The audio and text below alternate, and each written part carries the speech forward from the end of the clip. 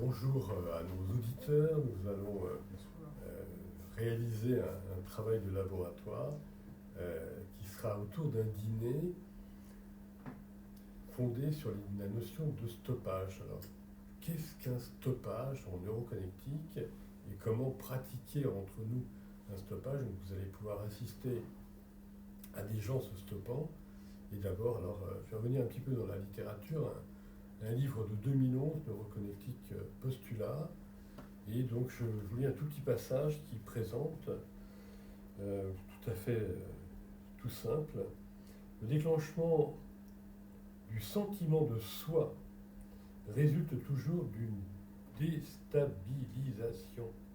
Non, d'une déshabituation. Oh là là, je vais prendre, excusez-moi tous, ce qu'on appelle une parce que vraiment très petit.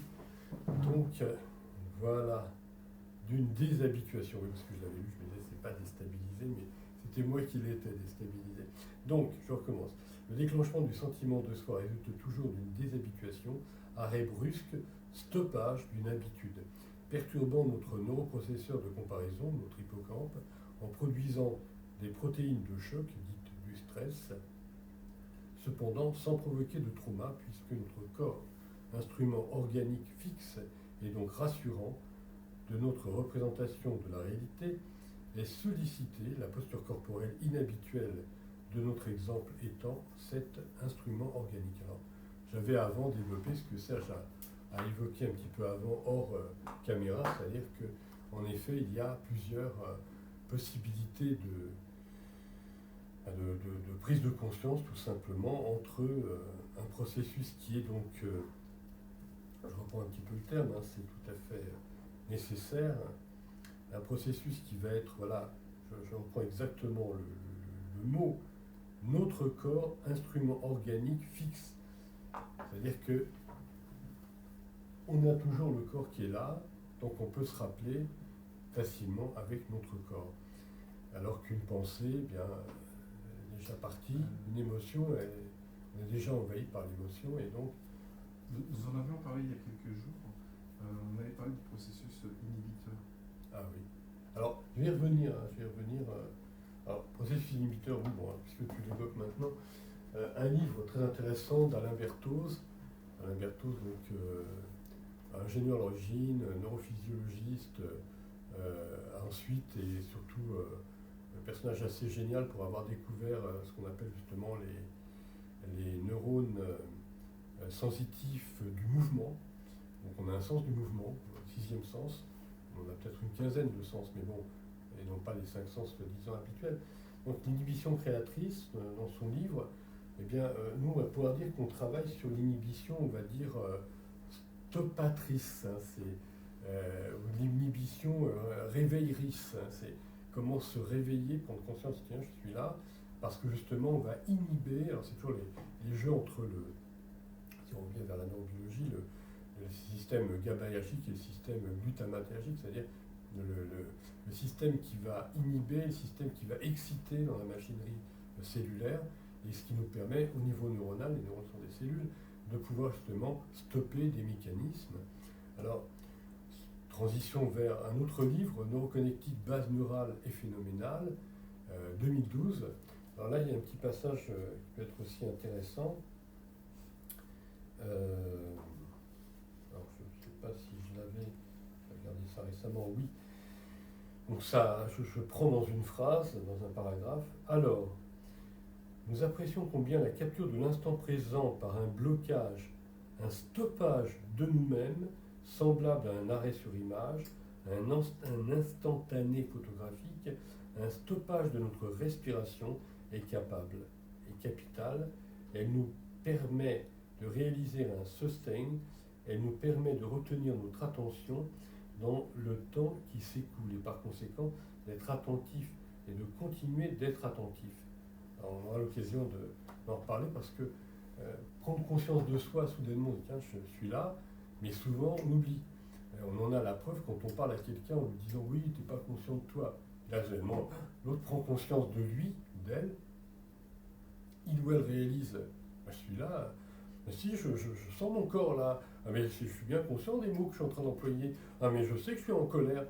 Oui mais ça dure un millième de seconde et puis ça y est, c'est déjà évanoui. Donc l'intérêt c'est de pouvoir aussi garder ce sustain, cette continuation de conscience. Alors dans un autre livre, là on arrive à 2016, réédité en 2018, donc Neuroconnectique enseignement. Donc j'installerai ces livres évidemment en information sous la vidéo, avec l'aide de Serge, parce qu'on est toujours en travail intensif. Donc là c'est une note de bas de page. Alors oui, j'avais évoqué des passages, je n'ai pas été très précis, mais je noterai évidemment. Neuroconnectique postulat, vous me pardonnerez les amis, je suis un petit peu long et bavard, c'est la page 42. Dans Neuroconnectique base neurale, c'est la page 20. Et donc ici, dans Neuroconnectique enseignement, c'est la page 90, donc qui présente le cours pratique numéro 3, auto-observation, mémorisation, puis répétition de neurofonctions corporelles, et donc une note de bas de page qui précise: la recherche en neuroconnectique distingue deux sortes de stoppage nous étant usuellement accessibles. L'un dit modulaire simple, où quelqu'un dit stop, et où l'écoutant stoppe tous ces mécanismes sortants, action, motivation, voire s'il en est cogitation, et où s'il le peut, l'écoutant s'efforce de prendre conscience attentivement de ces mécanismes entrants, sensations, émotions et réflexions. Et l'autre, dit transmodulaire, où, pour exemple, quelqu'un dit 4, et où l'écoutant, l'écoutante, stoppe en lui ou en elle la neurofonction numéro 4. C'est-à-dire, s'efforce de porter attention à la fonction numéro 4 en lui ou en elle. Donc la fonction numéro 4, c'est les mouvements. Voilà, les mouvements corporels. Alors enfin, un dernier livre donc là, qui date de l'année 2020, Neuroconnectique Cognition. Là, il y a un peu plus de nourriture pour ce qui est des stoppages. Merci à ce passage, en effet. Donc, il y a...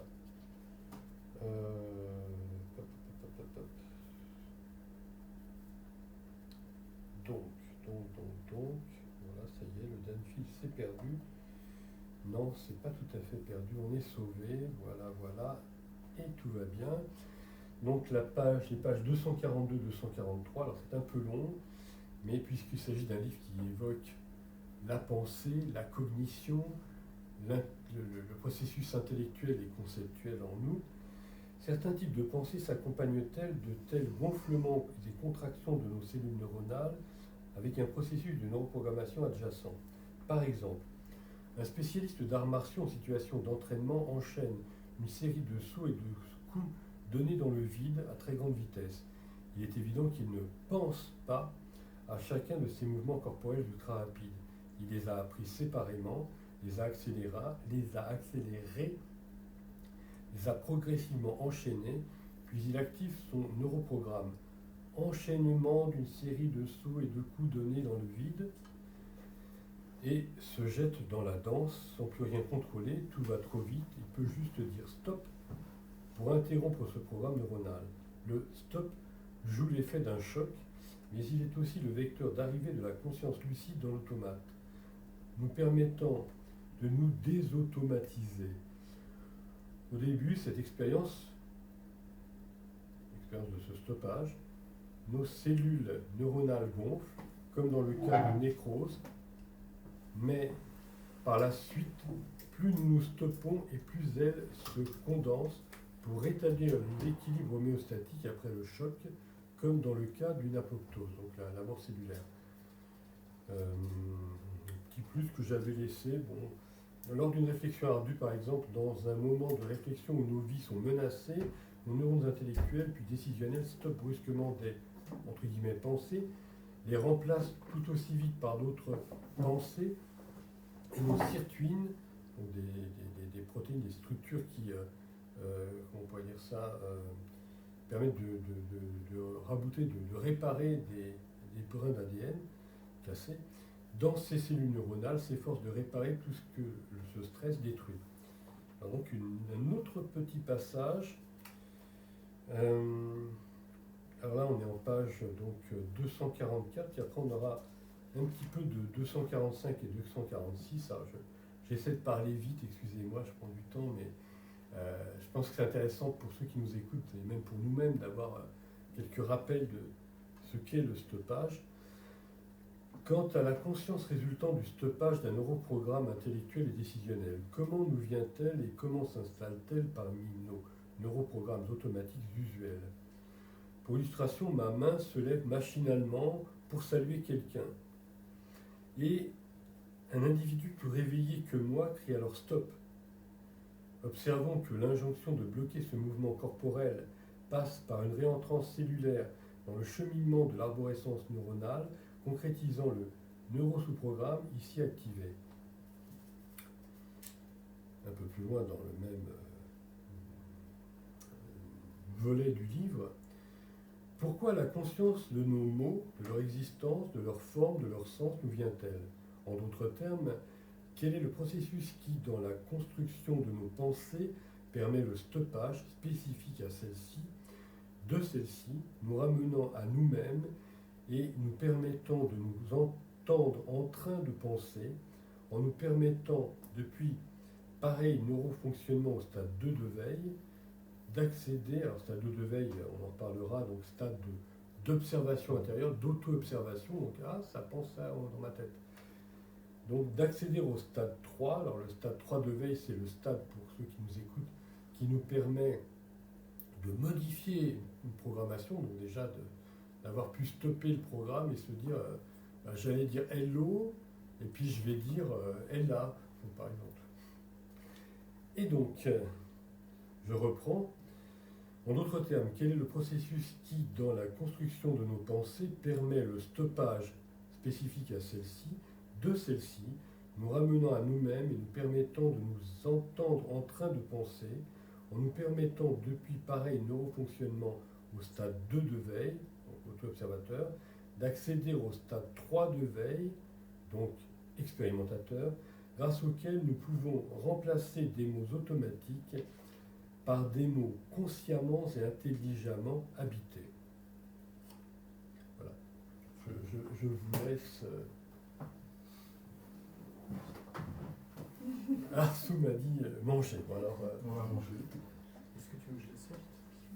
Donc, je vais vous parler des différents types de stoppage. Il y a deux types de stoppage.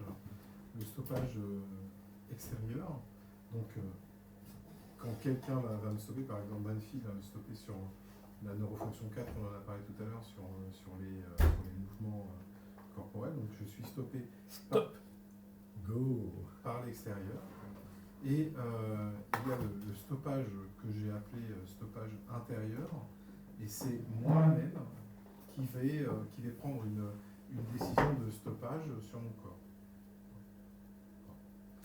Donc ça, nous sommes dans l'instant, je suis dans un stoppage.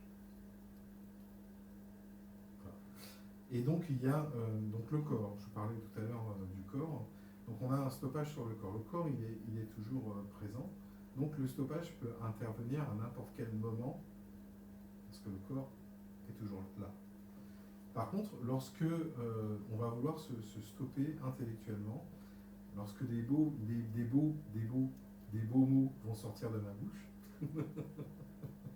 voilà, il faudra que je sois susceptible de me stopper, donc d'envoyer des micro-stoppages internes, je sois là présent, dans l'instant présent, comme l'a dit Nancy tout à l'heure dans sa lecture. Il faudra que je sois très présent pour que on va éviter, là, les neuroconnecticiens évitent les mots valises, les mots comme le verbe faire par exemple, le verbe mettre ou truc ou chose, des mots valises qui vont sortir de notre bouche parce que nous sommes conditionnés, automates. Et donc il n'y a pas de décision de stoppage, de décision de présence, de décision de conscience. Et là, je suis dans cette décision de présence de conscience, et je suis au stade 3 de veille, comme le disait Banfield, puisque je suis apte à modifier, changer, un mot qui viendrait par un autre, une phrase qui s'élaborerait par une autre phrase que je serais en train d'élaborer dans le moment. Donc je suis susceptible de changer chaque mot si bien sûr j'ai ces micro-stoppages, ces stoppages, cette conscience, cette rétroaction de stoppage qui va s'amplifier. Voilà, donc on va tester devant vous tout ça. On va envoyer, donc, on va commencer notre dîner. Et puis on va décider de stopper. Donc les conversations vont fuser. Et on va rester sur la neurofonction 4 pour l'instant. On va se stopper corporellement sur nos mouvements corporels. Voilà. Alors c'est intéressant parce que qui dit oui comme ci, qui dit oui comme ça. Dis oui comme ça.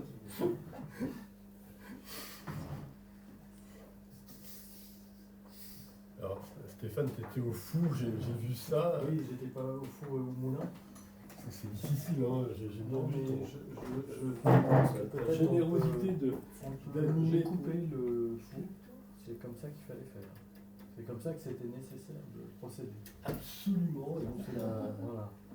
Alors peut-être on peut tout simplement. Donc ce que j'ai oublié de dire, c'est qu'il y a parmi nous un maître du stoppage. Donc on va. Un mètre du Bah oui, c'est celui qui va stopper les autres. Ah d'accord. Celui qui est désigné pour stopper, alors, stopper les autres. C'est- bon, oui, bah, glisse-le dans les assiettes, c'est C'est pas végétal. plus facile pour toi. C'est Parce que... végétal. Alors, pour lui, Alors qui est maître du stoppage? alors, Là, j'aimerais pas être stoppé. alors, oui, vaut mieux. Qui approche son assiette? Qui d'autre approche son assiette? Stop, je me stoppe. Je m'auto-stoppe. C'est pas mal, hein, l'autostoppage. Bah, c'est ça, c'est un stoppage intérieur. L'autostoppage est un stoppage intérieur. Tu te stoppes intérieurement. Tu n'as pas besoin de stoppage extérieur. Il y a également des autostoppeurs Il y a des autostoppeurs. et des autostoppeuses. Exactement. Voilà. Il y a 3 autostoppeurs ici et 3 autostoppeuses à table. Alors, je vais chercher quelques armes nécessaires, outils nécessaires. Selon... Stop. Go. Alors, c'est là qu'on s'aperçoit à quel point le stoppage peut être très riche, parce que on est dans des actes complètement automatisés. Et... Exactement.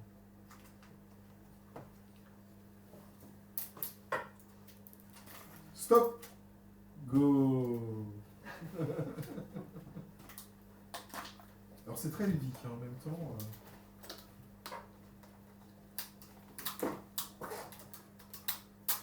Moi, ça me fait penser Ça m'amène à penser à mon système de stop and go dans ma voiture, Ah, qu'est-ce qui arrête le moteur.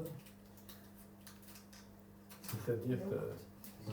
Dès que la voiture est arrêtée, ça stoppe le moteur.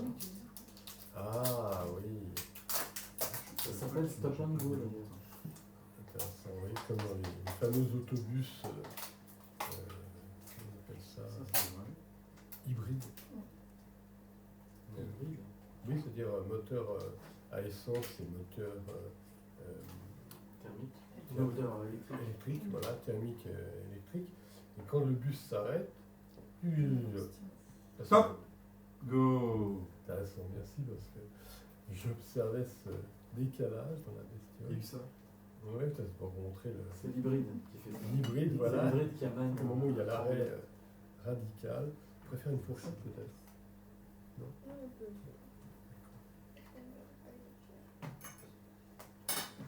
Donc là nous avons travaillé sur des stoppages modulaires simples, comme le décrivait Danfield tout à l'heure dans sa lecture. Oui, il y a 10 minutes, pas tout à l'heure, c'est tout récent. Merci Carole. Alors, ça je te rejoins dans la foulée si tu veux. Oui. On va faire. Non. On relance le mouvement. On va Dans l'autre sens. oui, c'est toujours. Exactement. Et donc il y a les stoppages où l'on a la possibilité de reproduire la C'est la gestuelle même chose qui vient de, Ouais, c'est la même chose. qui vient d'être arrêtée. C'est bien ça, la fille. Alors un stoppage qui permet. De reproduire la Alors, oui. gestuelle. Alors ça C'est la mémorisation. Ah oui. Alors ça c'est le cours numéro 3 dont Oui, on c'est parlait ça. tout à l'heure. Alors, ah oui. Tout à l'heure, il y a 10 minutes. Alors je me sers 2 fois, c'est ça. Avec exactement le même geste. Exactement, pour bien mémoriser, c'est ça oui, l'idée. Stop. Go. Voilà, on se resserre. On se sert Pierre. Donc tu me le repasses.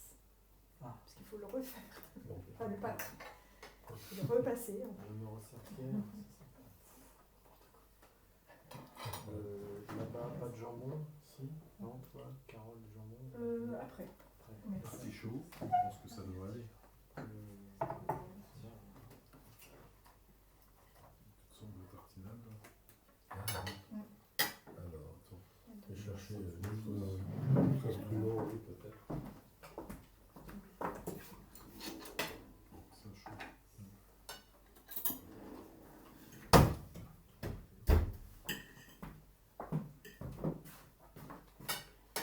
S'il a besoin d'une autre cuillère, j'en ai là. S'il a besoin d'une fourchette, ici peut-être. Oups. Voilà. Et ça va être. Ah oui, ici, voilà. Tartinade, Ah oui, tu me montres Oui, pardon. J'ai des comme ça. Voilà, nous sommes N'hésitez dans un pas à moment- stopper les uns les autres. Hein. Bonne fille, aurais-tu des Oui. serviettes? J'ai compris ce que tu demandais, donc j'ai répondu tout de suite oui. Qui n'a pas mangé ou a envie de manger ceci?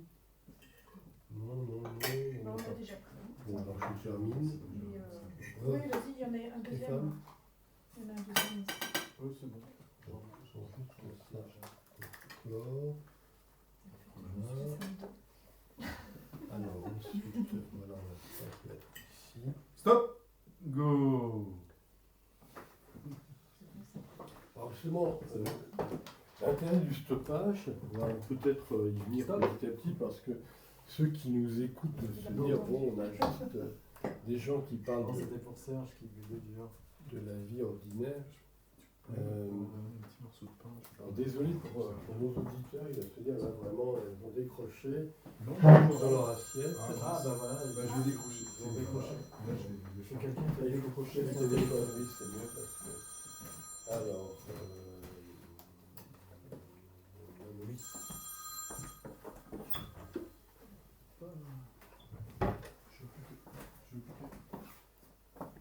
Merci. Tu veux qu'on passe? Zoom. Merci. Tu veux qu'on passe? Tu as répété, voilà. C'est bien. Ils sont bons tes légumes. Oui. Quelle assaisonnement? C'est de la capolita. Capolita, ça s'appelle.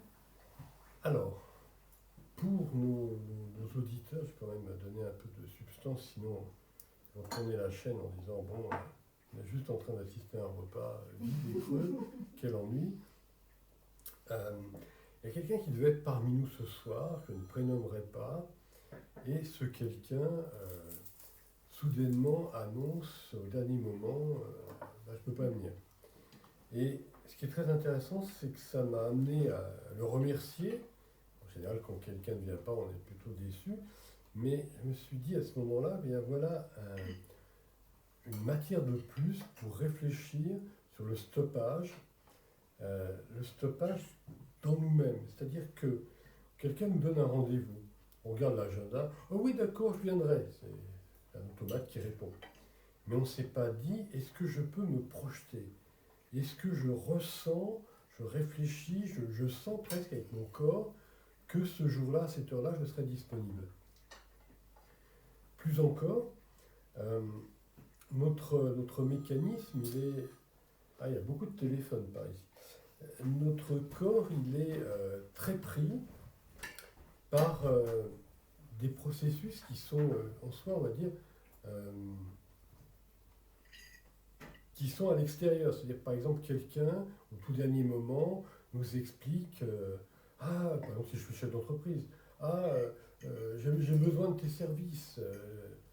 Bon, oh, cher monsieur ou chère madame, j'ai besoin de vos services. Bon.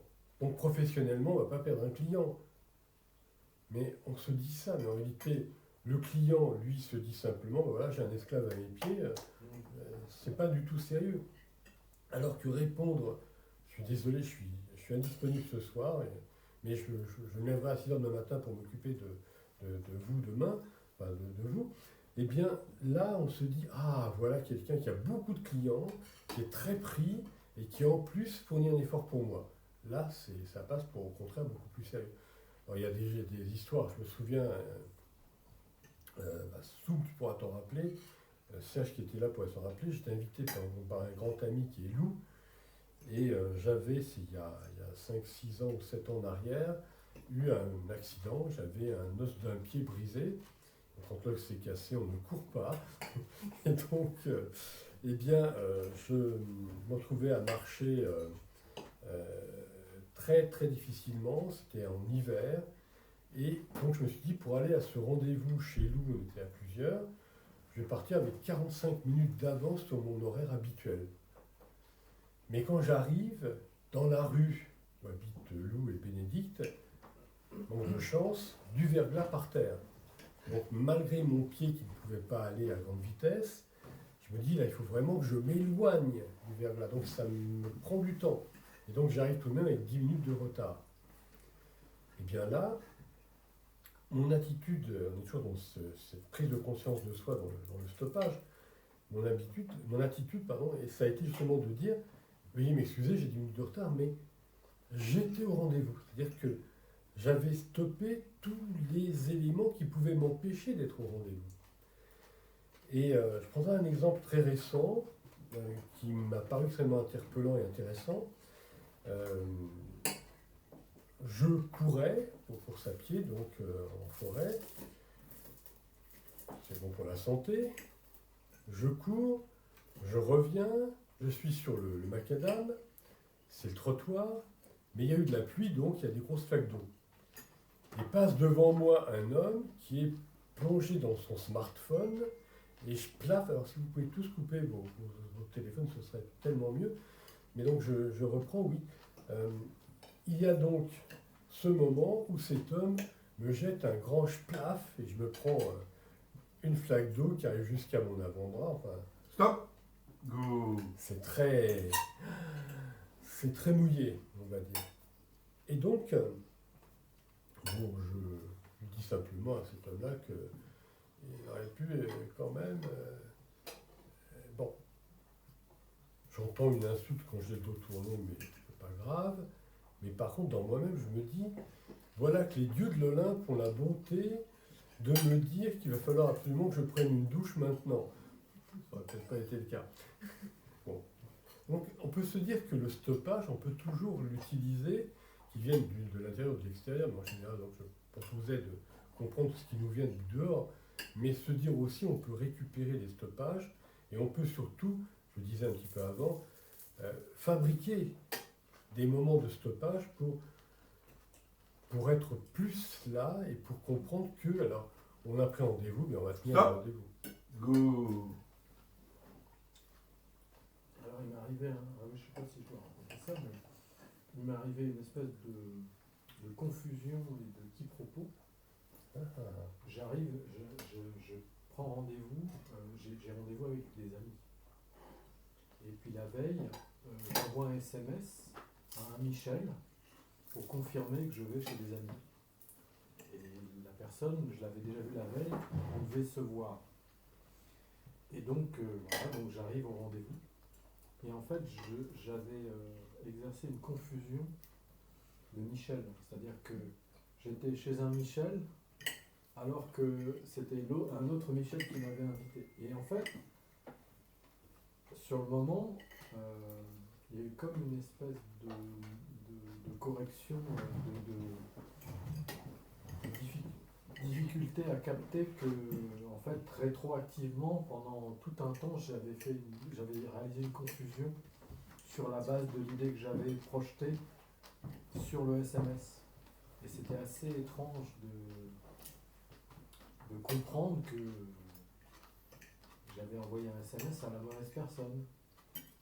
Et après, bon, ça crée des difficultés, ça peut créer des difficultés relationnelles parce que un Michel m'attendait, un autre non, et en fait je suis allé chez celui qui ne m'attendait pas à la place de celui qui m'attendait.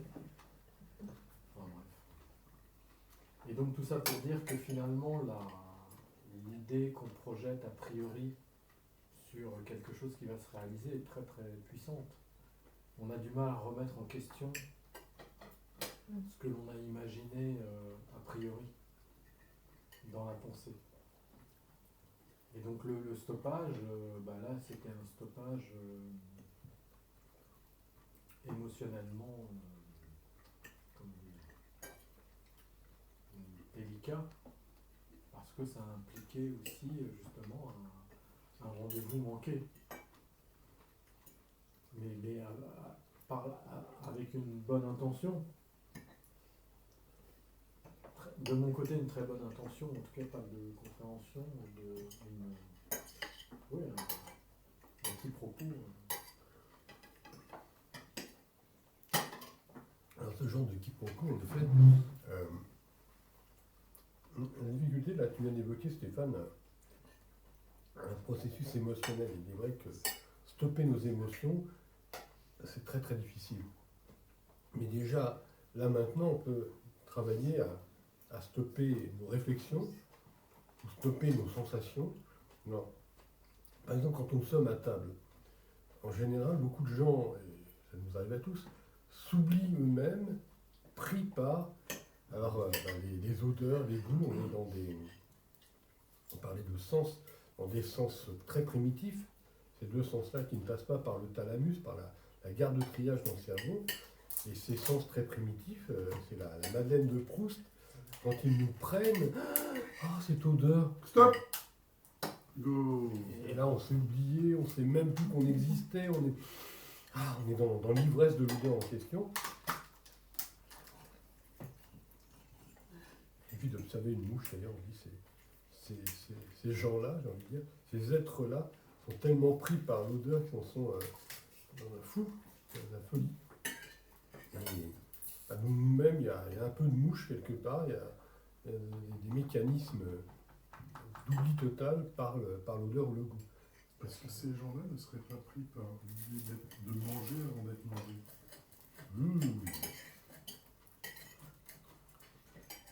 Mais oui, pris par l'automatisme. Alors, j'ai pas trop de discussion avec la mouche moyenne, mais La mouche, d'ailleurs la mouche, par exemple, une plante carnivore, elle est attirée par l'odeur, et c'est la plante qui mange la mouche. Parce que la mouche est dans l'émotion, j'imagine, de la senteur de la plante. Donc c'est une façon de la manger quelque part. Donc est-ce qu'on n'est pas quelque part mangé par nos émotions? alors, je ne sais pas si elle est juste prise par une émotion, la mouche, mais au moins par une sensation. Ça sent super bon, c'est super réjouissant, Et paf! et elle mange. Oui.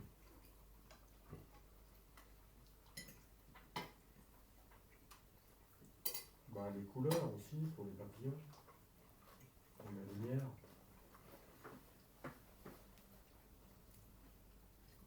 Mais nous aussi.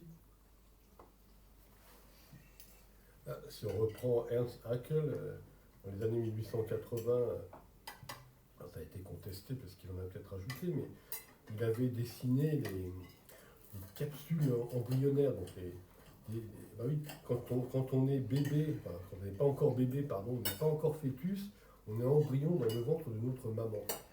Eh bien, apparemment, on passerait par des étapes. Et au début, on semblerait une sorte de poisson, après de tortue, on passe par justement par le chat, le chien et le singe, et puis on en arrive à nous, pour enfin sortir du ventre de maman, étant passé par un fœtus à peu près humanoïde. Mais la problématique, elle est de se dire que donc on a toute cette réalité d'être moins complexe en nous. Donc on peut avoir des comportements de ces êtres-là.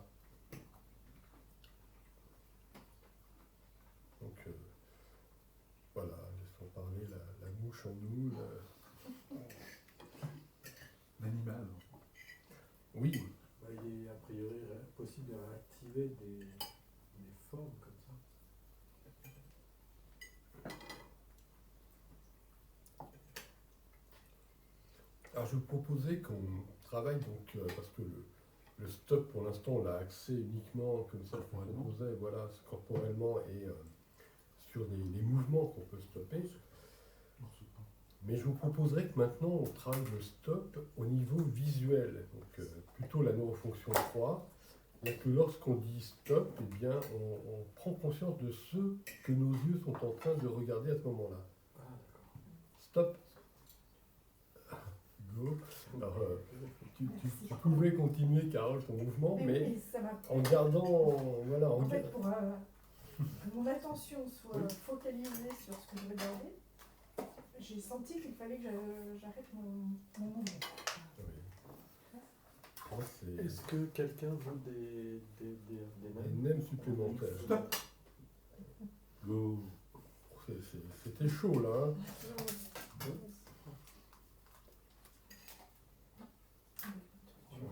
Qui veut le deuxième? Sou, peut-être? Non, pas de nems pour Sou. Personne en veut? Si, Non, merci, vas-y, vas-y. Bah, prends-la, oui.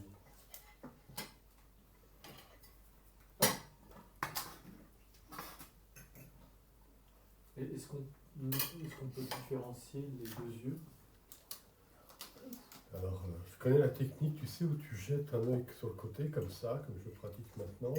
Puis après, tu reviens, tu ramènes, tu regardes, puis après, tu sépares. Alors, je connaissais une qui savait les écarter tous les deux en même temps. Ça, j'ai pas encore compris la technique. Mais oui.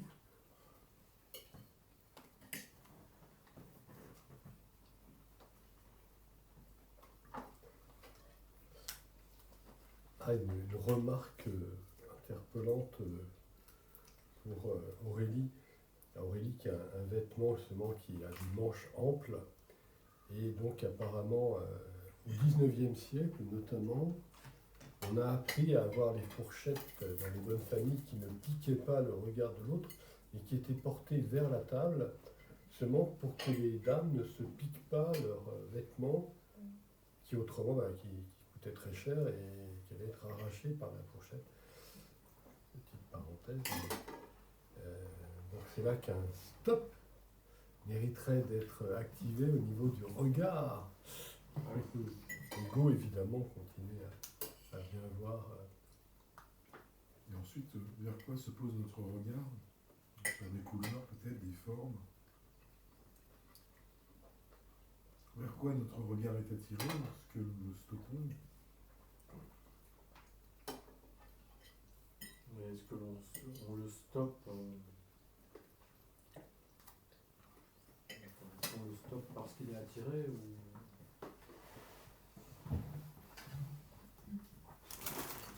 En général, on stoppe l'autre parce que on le remarque dans une certaine agitation. Si par exemple je parle, ma tête va vers le haut ou va vers le bas. Stop. Go. Voilà, c'était un regard vers Danfield. C'est à ce moment-là où le stoppage est le plus efficace. Parce qu'on sort l'autre de son automatisme. L'automate qui regarde sans regarder, qui n'est pas présent. C'est à ce moment-là que on stoppe.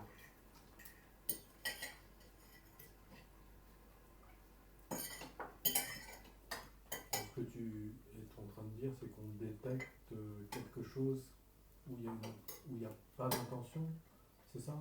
Ce que je suis en train de détecter, c'est par exemple, voilà, stop. Go. J'ai détecté chez toi ça. Oui. Donc il n'y avait pas de l'automate et voilà. Oui. Donc il n'y a pas d'intention. Alors que si c'est un regard Là tu porte es une présent. intention, voilà, Tu es à avec la ton limite, regard. ça n'a pas de voilà, ça n'a pas d'enjeu. Non, ça n'a pas d'enjeu parce que l'enjeu c'est sortir, je répète, Oui, sortir l'autre de son automatisme. automatisme.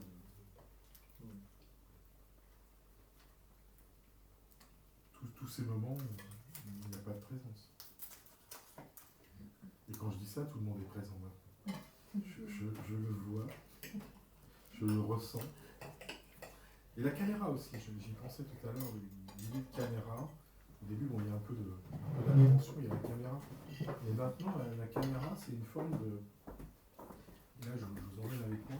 C'est une forme de... Ça va nous renforcer. Ça renforce notre présence. Ça renforce notre obligation à cette présence au niveau visuel. Parce qu'on travaille la neurofonction 3. Donc ça dépend qui utilise la caméra. Oui, c'est-à-dire que si toi tu es hors champ de caméra, tu te dis Je je peux tranquille. m'installer les doigts dans le nez, il n'y a pas de souci. Les doigts de pied en éventail. Mais pour ceux qui sont dans le champ, d'une certaine manière, il y a le regard d'autrui possible, et donc ça nous amène à plus d'attention. Go. Ah, de toute façon, j'étais sur l'attention justement sur le couteau. Trop d'objets. Ce jeu des choses. Ah oui. On y viendra hein, plus tard. Oui, mais, On va y arriver dans la soirée. C'est un stoppage interne. Enfin, après coup. Alors je sais pas si c'est interne du coup. Personnel, on va dire. Mais... Ah si, c'est toi-même qui en es arrivé à te dire il y a tel mot qui va jaillir de ma tête et de ma bouche, qui est déjà dans ma pensée. Déjà jailli. Elle est déjà jailli. Mm. Dans ta bouche ou de ta pensée seulement? Ma bouche. Ah oui, donc c'est déjà un deuxième niveau. Bah oui, dans ce cas-là, il y a un auto-stoppage, on va dire. Qui d'autre voudrait de ceci? Méditation, merci à toi.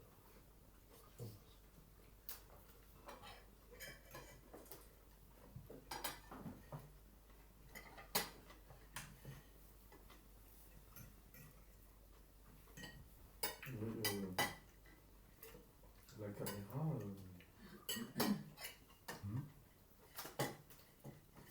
Oui, Stéphane. elle peut porter c'est à mon avis un peu comme la différence entre un stoppage interne et un stoppage externe.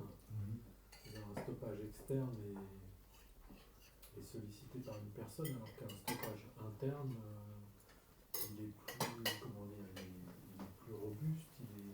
C'est-à-dire, en gros, si tu as des personnes qui sont contrôlées par des caméras d'un côté, et puis des gens qui sont éduqués et qui forment une culture où ils se font confiance, ça éthiquement parlant, c'est beaucoup plus fiable que des personnes qui sont en permanence surveillées par des caméras extérieures.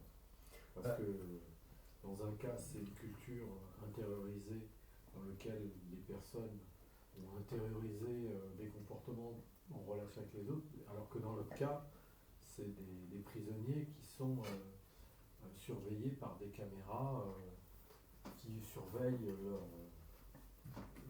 leur comportement. Merci à toi. Rien ne garantit que quand les caméras disparaissent, ils ne vont pas s'écharcler ou se tuer entre eux. Alors, Voilà, moi ça me tout de suite, c'est ça qui me vient à l'esprit. j'aurais un autre, ce qui est pareil dans ton esprit, dans tes neurones.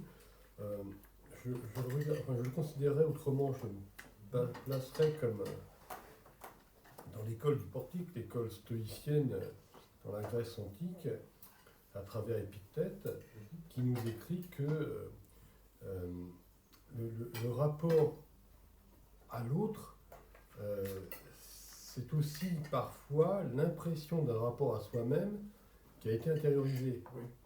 Et tu penses par exemple dans les écoles confucéennes en Chine, dans les pays autour de la Chine d'ailleurs, Confucius t'amène à considérer que l'autre te regarde et qu'il faut avoir tes comportements par rapport aux autres. Moralité, au bout d'un moment, tu deviens ton propre autodictateur, donc tu n'es pas du tout en liberté. Et donc le stoppage là, c'est toi qui l'exerces pourtant de l'intérieur, mais c'est pas vraiment de toi que vient le stoppage. C'est un stoppage sociétal, social et environnemental. Exact. Donc C'est un implant voilà, sociétal. comme un implant. Les Chinois sont comme ça. C'est pour ça que je viens de te parler absolument de l'école confucéenne. Ceux qui sont passés par l'école taoïste ont une grande liberté, au contraire. Mais bon.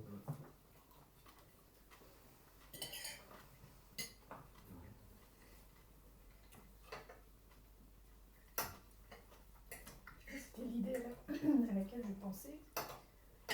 en me remémorant les fois où on s'est retrouvés en visioconférence et où mon regard se portait Stop.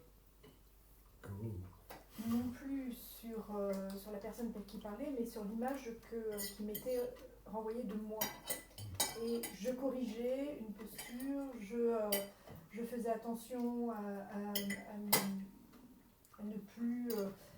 j'ai souvent la jambe ou le pied qui tapote, voilà, des petits éléments de ce type. Et là, c'est pas forcément la société qui m'a dit qu'il fallait que je me comporte comme ça, mais c'est effectivement une limite ou une correction que je me suis moi-même imposée. Parce que c'était cette image, peut-être que l'image en fait qui était renvoyée ne me convenait pas. C'était pas celle à laquelle je m'attendais ou la mémoire que j'avais de ma propre image. Et quand ça venait comme un flash, je dis oh mais non, c'est pas possible, je peux pas. Donc je reprenais une posture. J'ai souvent remarqué en fait ce comportement quand on était en visioconférence. Pas trop quand je parle, quand j'interviens, mais beaucoup effectivement quand les autres interviennent et mon attention n'est plus focalisée sur ce que les gens disent forcément. Donc ça j'en ai pris conscience, ça m'a pas, c'est pas pour ça que j'ai corrigé ce qui est arrivé, mais c'est vrai que cette image qui m'était renvoyée de moi-même, peut-être aussi parce que on n'est pas habitué à se voir et c'est assez dérangeant et on a en arrière-plan une idée de ce que l'on représente, de ce que l'on est, et finalement des fois c'est un peu un choc quand on voit ce qui est véritablement. En plus, tu viens d'aborder deux niveaux, parce que ce que l'on représente, c'est donc le paraître, Ouais. et ce qu'on est, c'est l'être.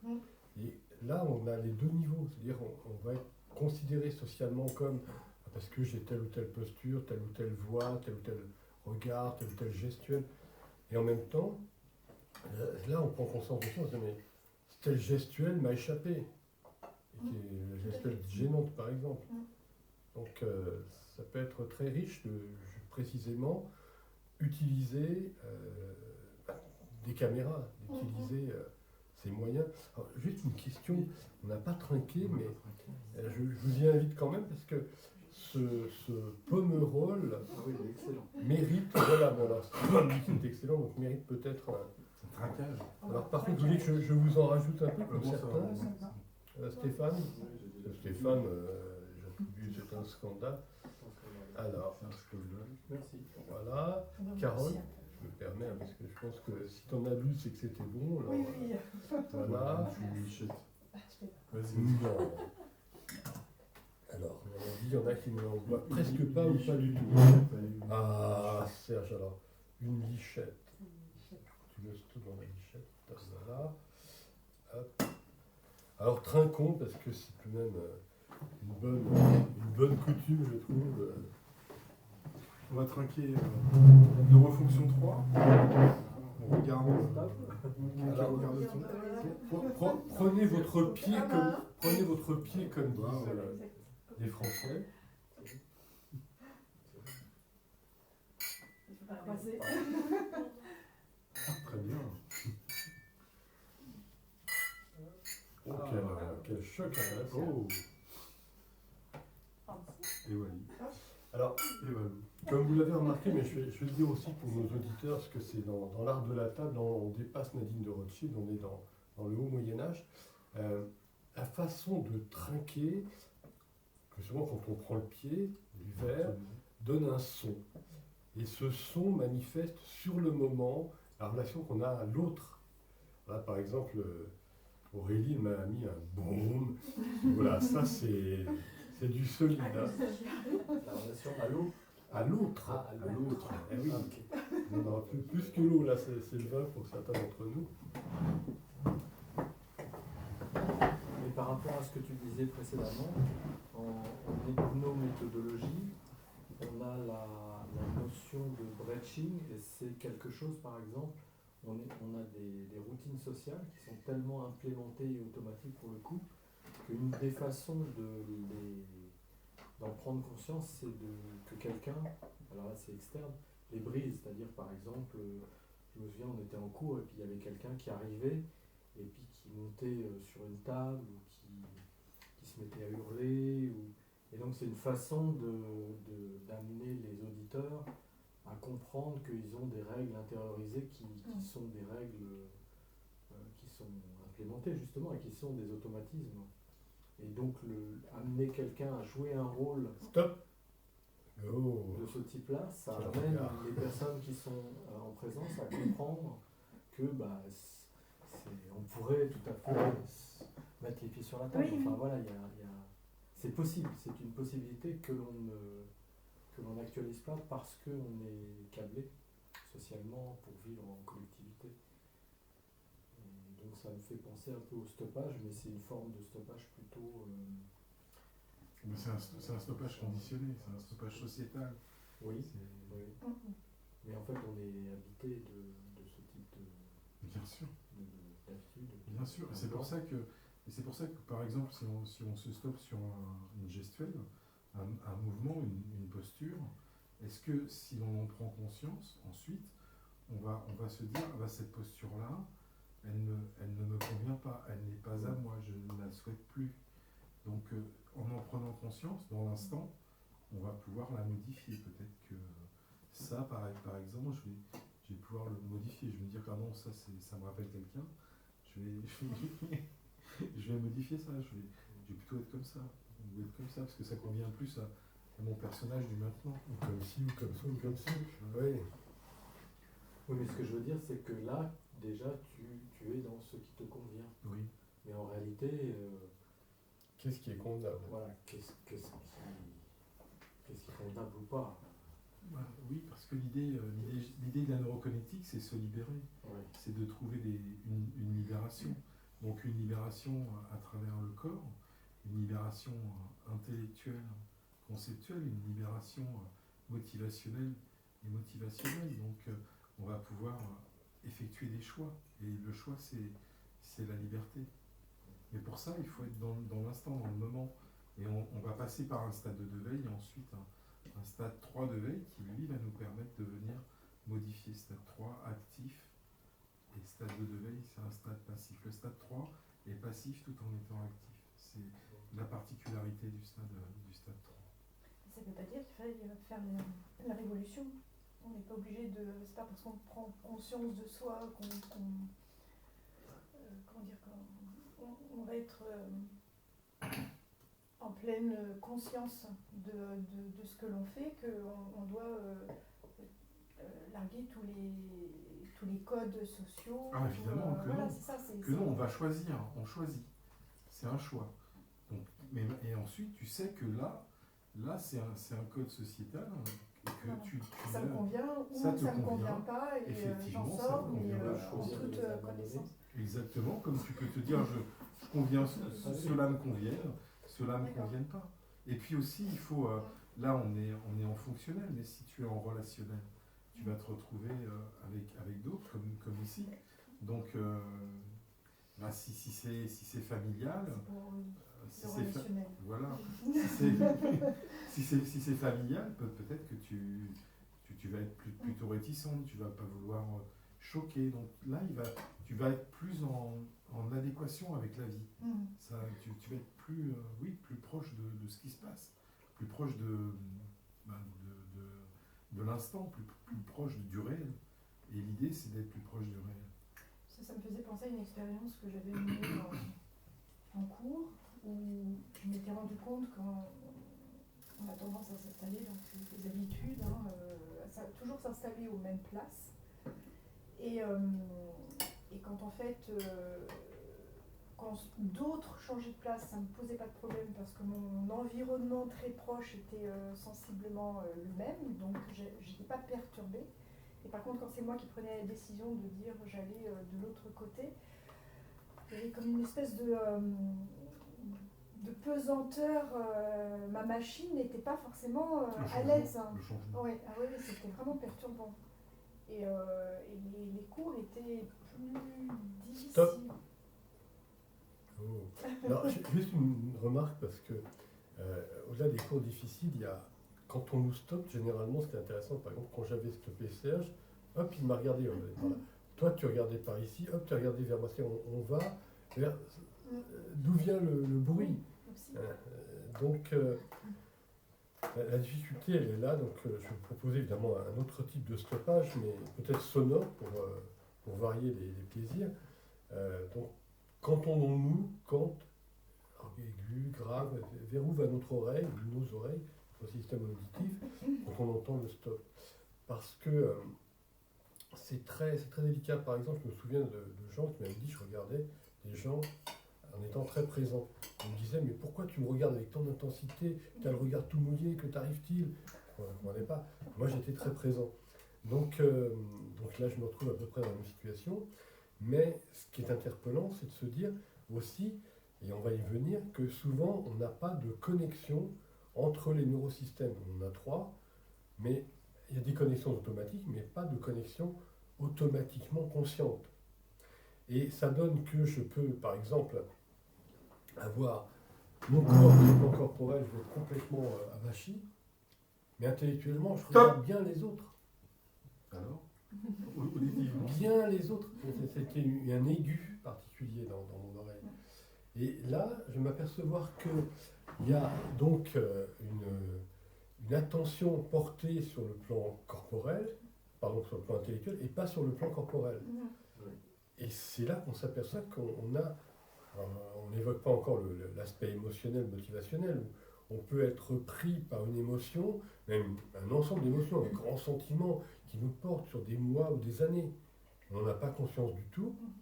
Et à partir de là, eh bien, tout le processus intellectuel et même corporel est en fonctionnement, mais il n'y a pas de pilote dans l'avion, fondamentalement.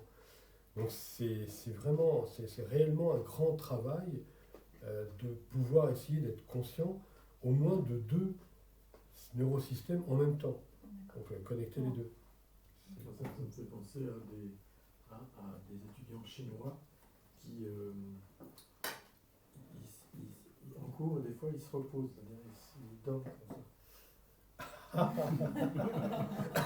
et sauf que si je pose une question, je dis, mais il dort. Là, c'est dommage, on ne voit pas la caméra. Si je pose une question oui. à l'étudiant en question, en fait, il écoutait ce que je disais. Et donc, il répond à la question. Mais pour nous, ça se fait pas de dormir en cours, enfin d'être comme ça en cours. Oui. Et donc, il y a une vraie différence de câblage où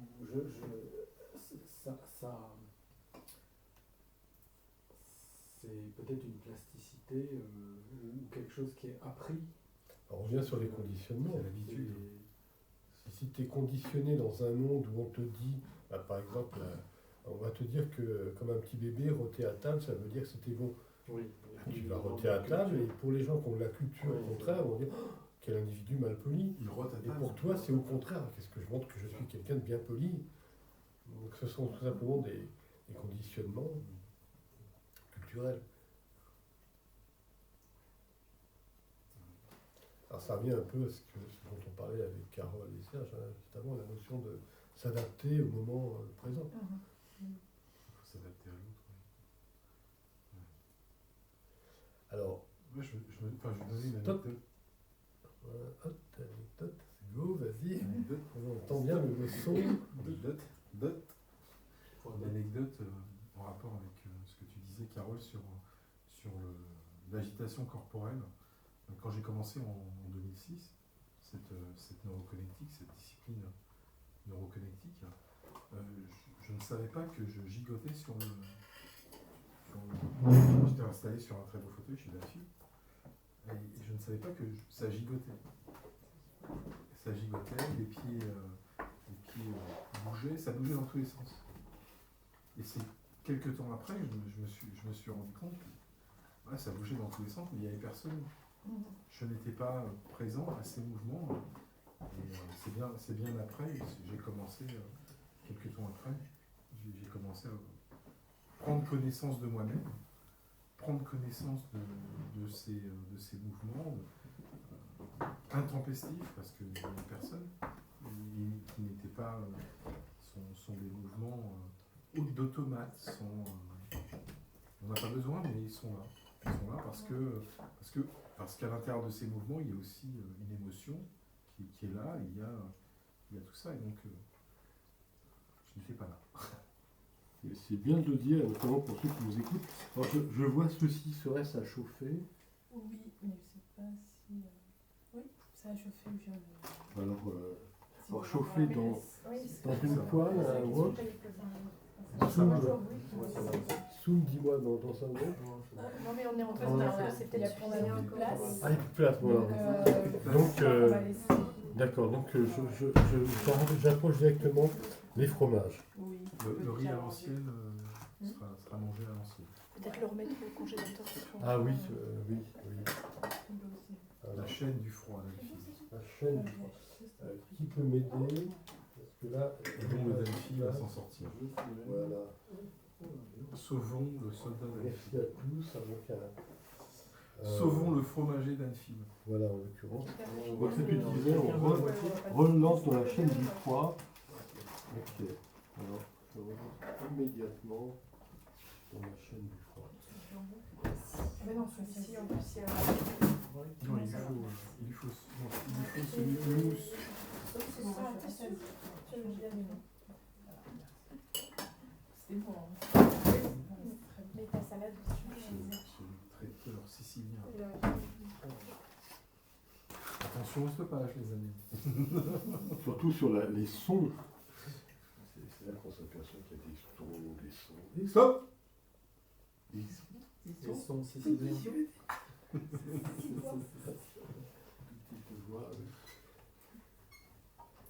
Alors, est-ce qu'on essaie, Le stoppage intellectuel, par exemple, oui, sur le verbe faire. alors stoppage sur le verbe faire, oui.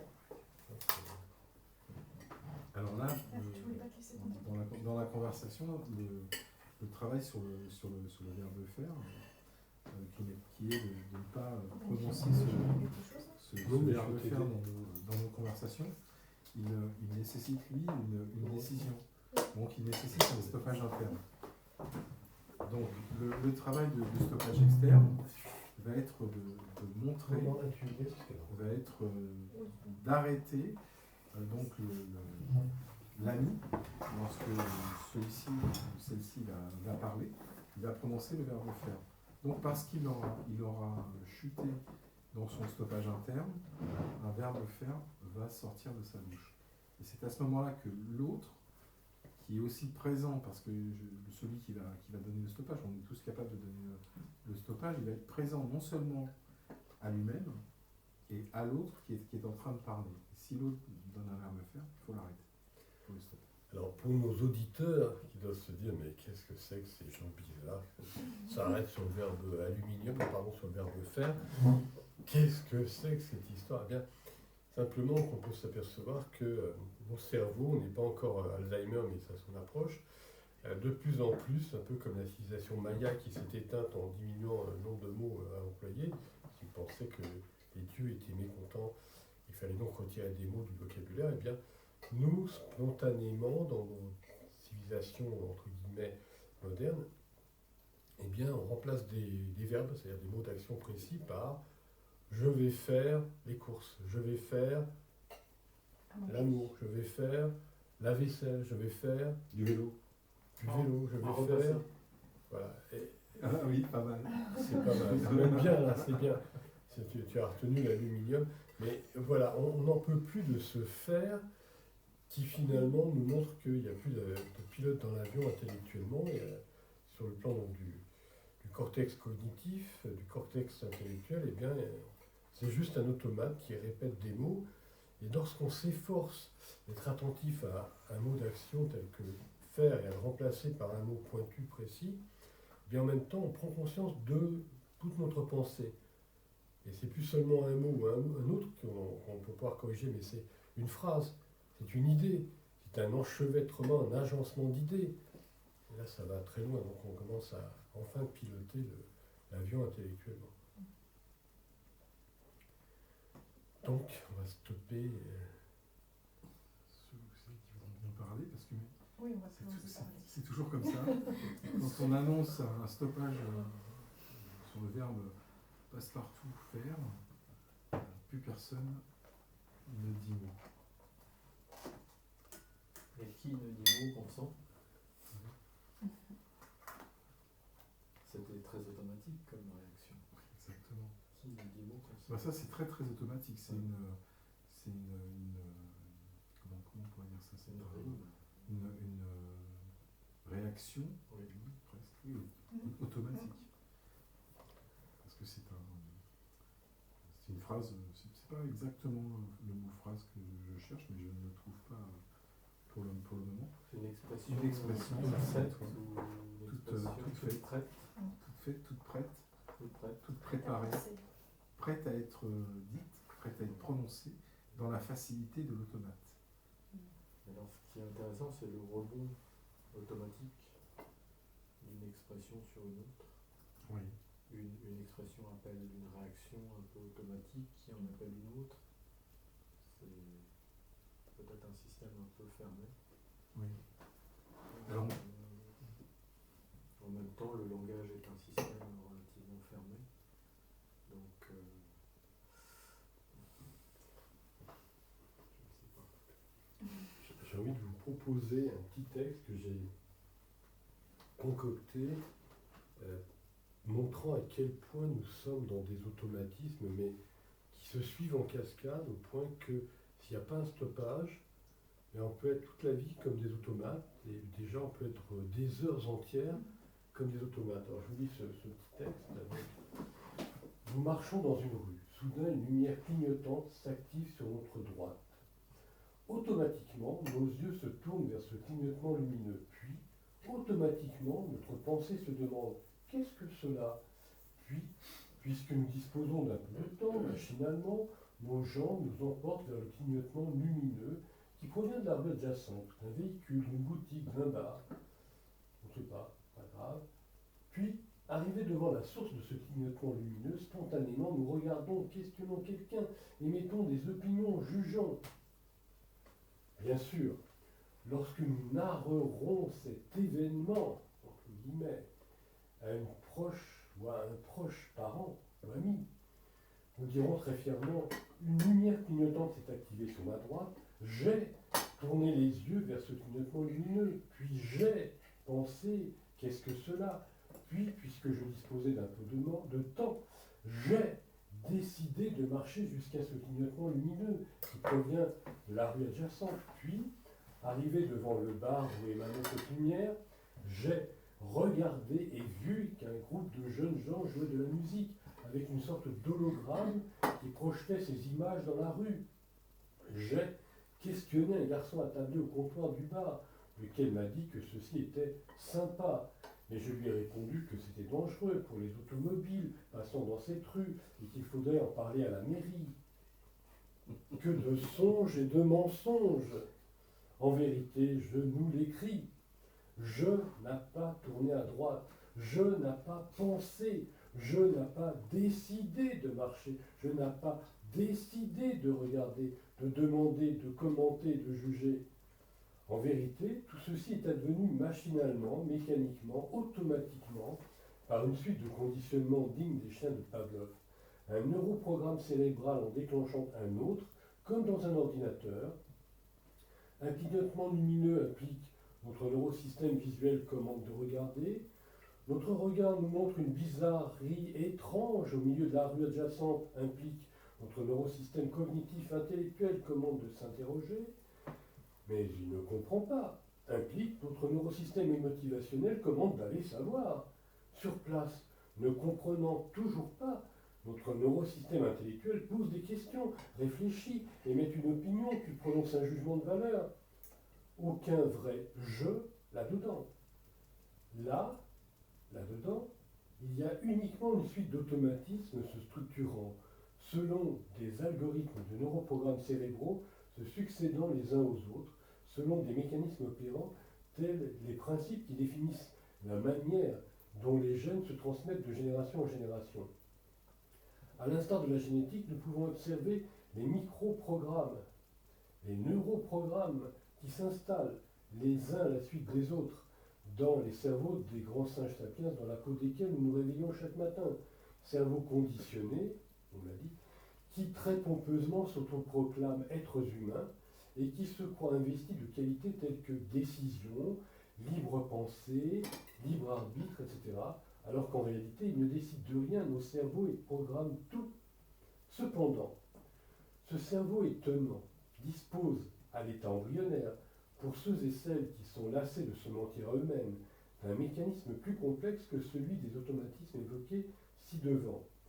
En activant ce mécanisme plus complexe, cette activation résultant d'efforts de connexion neuronale décidés, qui permettent l'émergence darwinienne d'un ensemble de neurones préférentiels, égal d'un je majuscule dans le je minuscule usuel. Nous devenons aptes à observer du dedans ces neuroprogrammes cérébraux, ce qui, par la suite, via un processus encore moins mécanique et donc encore plus, avec 3 S, décisionnellement conscient, nous permet de modifier cette neuroprogrammation, nous libérant de beaucoup d'automatismes et nous permettant progressivement de passer de notre usuel pilotage automatique à un pilotage habité. Un pilote se réveille dès lors dans l'avion. Cette, entre guillemets, génétique neuroscientifique a pour nom neuroconnectique. Comme la génétique avait découvert la disjonction des allèles lors de la méiose et leur recombinaison lors de la fécondation, la neuroconnectique devra découvrir lors de quel processus se construisent les neuroprogrammes et neurosous-programmes dans nos cerveaux, comment ils s'implémentent entre eux. Voilà. Quelques petites lignes bienvenues.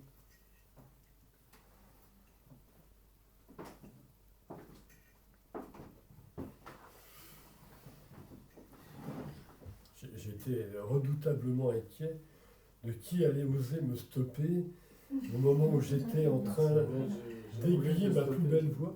Comment? Je ne l'ai pas fait. Ouh. Je n'ai pas. Oh. Stop. Alors là, il faut un grand stop. Là. On est sur C'est un stop. puisque le verbe aluminium. Nous travaillons sur le verbe aluminium. C'est dans nos cerveaux qui m'a choqué. D'accord. Alors tout à l'heure, nous discutions avec, avant le repas, je discutais avec Carole sur l'équilibre entre le style écrit et le style oral. Carole, tu veux nous en parler un peu? Oui, le départ de la discussion, c'est ma remarque sur le fait. Clac, je me stoppe. La remarque Sur- de café sur mais- le Oui, mais fait. c'est difficile, du coup, il faut essayer de, malgré tout, de le remplacer, pourquoi pas. Sur la remarque qui me venait à mon ton cerveau, cerveau. voilà, À ton à cortex mon intellectuel. fort oui. intellectuel, que de plus en plus, dans mes écrits en tout cas, c'était beaucoup plus flagrant dans mes écrits, je faisais très attention à Stop. Je faisais attention. Voilà, oui, effectivement. Et là, je ne m'en suis pas aperçue. Prêtez. Je prêtais de plus en plus attention à ne pas utiliser le verbe faire. À l'oral, c'était beaucoup plus compliqué, la preuve. Mais c'est vrai qu'à l'écrit, maintenant, ça devenait presque une habitude. J'utilisais de moins en moins cette expression, pas seulement le verbe, mais aussi les expressions qui sont rattachées. Et je me faisais la remarque, quand je le voyais, Top. là, décidément, je le remarquais dans les écrits de mes interlocuteurs. Bien entendu, je n'allais pas commencer à leur dire c'est pas possible, tu utilises beaucoup trop le verbe faire. Enfin, il n'y avait pas de raison à la limite que je n'initie pas cette démarche à un moment donné. Parce que l'autre En tout ne l'a cas, pas dans- décidé. Oui, mais je pourrais en parler, en tout cas déjà dans ma famille. C'est vrai que c'est une démarche que je pourrais initier, voir comment ils peuvent réagir à cela, quand bien même ils ne seraient pas impliqués de la même façon dans l'expérience, mais ça peut être une forme Mais d'expérience. déjà en t'écoutant, ils ont forcément une réaction mimétique Et ils peuvent inconsciemment écouter et entendre que tu réalises un effort, Oui, tu réalises un effort pour éviter le verbe faire. S'ils sont suffisamment conscients. Parce que des fois dans les échanges, c'est pas toujours le cas. Donc effectivement, ils sont peut-être pas conscients de ces efforts, ou en tout cas de ces usages. C'est vrai, puisque comme j'ai des ados à la maison et qui utilisent toutes les expressions qu'on entend à la télé, et de temps en temps, on s'aperçoit que parmi les métis, on les utilise. Alors, au départ, un petit peu pour les imiter et appuyer sur le fait que c'est un peu ridicule, et puis finalement, au fur et à mesure, on les utilise aussi peut-être pour se faire comprendre, pour être acceptés. C'est dur là. Et qu'ils nous comprennent mieux. Oui, c'est dur. C'est très dur. Je suis passé par là, donc il n'y a pas de souci. C'est dur. Je suis passé par là. C'est dur. Et un soir de tutorat, Danfil m'a raccroché au nez parce que j'étais incapable. Au bout d'une demi-heure, de te corriger. Il m'a raccroché au nez. Oh, vilain Danfil. C'est dur, mais... Soup, tu allais parler là. Non, en fait, ça m'a fait penser à... Oups, Oh là, c'est dur. Pas bien. J'ai pensé à... Récemment, je suis allée visionner une comédie musicale, donc la comédie musicale du Roi Lion, au Théâtre Mogador. Et j'ai cette comédie musicale, je l'ai visionnée il y a une dizaine d'années, pareil, au Théâtre Mogador aussi. Donc j'ai pu un peu comparer l'évolution, et j'ai vu qu'ils avaient mis à jour la façon de présenter la comédie. Et en fait, ils se sont dit... En soi, ils se sont dit, on a une jeunesse aujourd'hui qui utilise tel ou tel mot dans son vocabulaire, et donc on va utiliser les mêmes mots pour qu'ils se sentent dans la société, le groupe. Oui, et j'ai vu que dans ces mots-là, justement, ils utilisaient des mots bateaux que vous qualifiez d'aluminium, justement, comme truc. Et j'étais agréablement surprise, j'étais très surprise. Voilà, c'est ce à quoi je pensais. Il y a les du coup, il y a les quoi en fin de phrase. Alors, quand tu dis agréablement surprise, c'est parce que toi, tu as pu constater les différences. Les différences, il n'y avait pas du tout le petit jeune qui disait « Ah non, mais c'est quoi ce truc ?» Enfin, c'était... Le son. J'ai trouvé ça un peu dommage. Le son qui bouge pour une belle comédie musicale. La question, c'est plutôt comment les jeunes le ressentent. Est-ce que ça les rapproche du discours, du récit ou pas? Ou est-ce que c'est un fantasme des gens qui ont écrit cette pièce, qui cherchent à tout prix à coller à une réalité de vocabulaire? Après, dans la salle, on a eu beaucoup de rire quand on entendait ces mots-là. Donc, je pense qu'il y a un peu des deux. Ça me fait penser aux pièces. Stop. Ça m'amène à penser aux pièces de Voltaire. Lorsqu'on les relit, il y a des tas d'expressions complètement passées, mais est-ce que ça nous choque ou pas? Tant que nous arrivons à comprendre ce que l'autre dit, ça nous paraît parfois bizarre, mais on a compris. C'est lorsqu'on décroche qu'on se dit, mais ça veut dire quoi? J'apprécie de temps en temps des mots, je ne sais pas, la façon de Montaigne ou la Boétie. Non usité. Non usité habituellement. Absolument. Je dirais, dit celui qu'il était fabuleux. Il y a des gens qui me disent celui, ça veut dire celui-ci, mais donc il y a des gens qui vont tout de suite comprendre l'inversion, il y en a d'autres qui vont dire ce que ça veut dire. Ceux qui se sont complètement exclus vont dire voilà, c'est par rapport à une pièce de théâtre ou à une comédie musicale, on peut apprécier justement parce que on accroche au mot. Oui, ce que je voulais ajouter aussi, c'est quand on commence à travailler donc sur sur le verbe passe-partout, le verbe faire. Stop. Le verbe faire. Fallait. Et donc, dans les premiers temps, on va apporter un scotch, c'est-à-dire que le verbe qui va nous venir en premier n'est pas à nous. Il va juste être un verbe pour cacher l'ignominie qui vient de se prononcer en nous.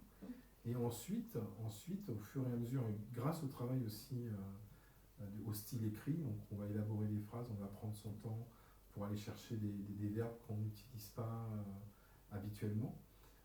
On va les intégrer à notre vocabulaire, et parce qu'il y a une présence quand on va aller chercher un nouveau verbe, qu'on va aller prendre connaissance de sa définition, qu'on va l'installer dans une phrase, qu'on va tourner la phrase d'une autre manière qu'habituellement.